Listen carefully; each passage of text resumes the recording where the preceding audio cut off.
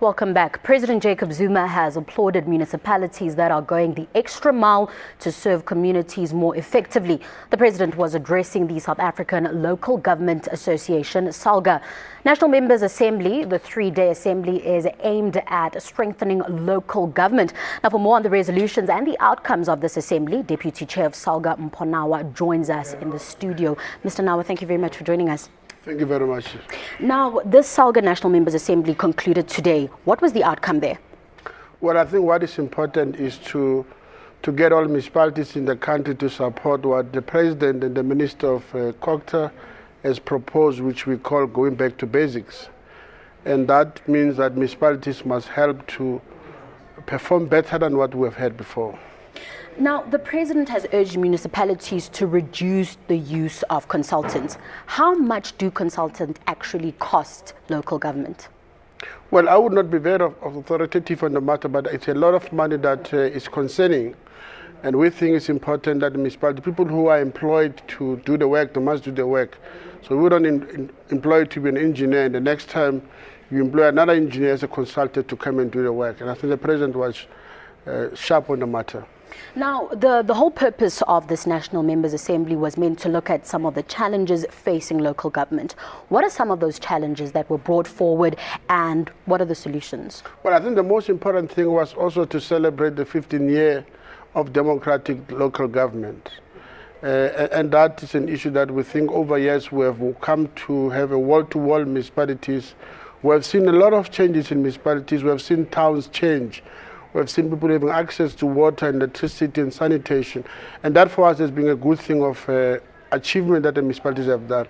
However, we still have problems that we need to deal with them. And more importantly, what came out as a strong matter for the Assembly was also the intergovernmental relations.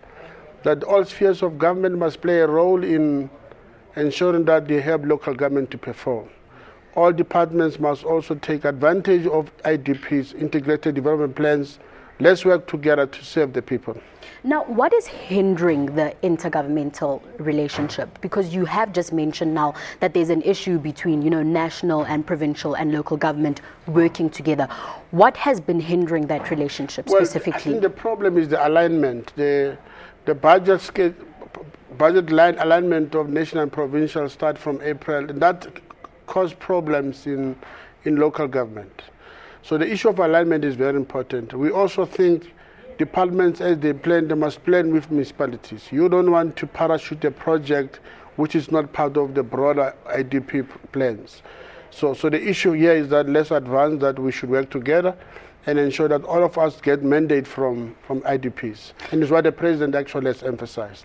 Now, a highly contentious issue is the huge salaries that municipal managers are getting despite underperformance. And also Minister Pravin Gordhan also mentioned that some of these municipal managers aren't even qualified to do the job. What can we expect to change there? Well, I think all of us, all people who work for municipalities must be subjected to performance management systems. If you are planned to do a particular work, you must do it. And if you don't do it, you must be excused from your work. But I think the point that Salga also raised, which is important, is that the community must take interest in the performance of municipalities, not vandalism, but ensure that if there's a commitment to deliver on a particular project, well, let's see to it that those who are in community sectors come in and say, how far are we in terms of implementation? The legislation that governs municipalities is entrenched of public participation. And so we do expect that all sectors of community must take interest in being part of municipal governance. Mr. Nawa, now speaking of public participation, we've seen a lot of violent service delivery protests. What exactly should the community do? Because they don't know who to go to and complain. Should they write an email? Should they send a memorandum somewhere? What are the actual steps that someone sitting at home right now can do to hold municipalities accountable for not delivering these services that they should be delivering?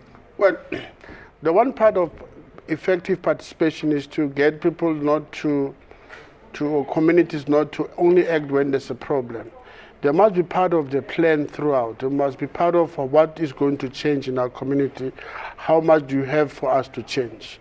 So let's play a role in the beginning so that we can see to it that municipalities perform.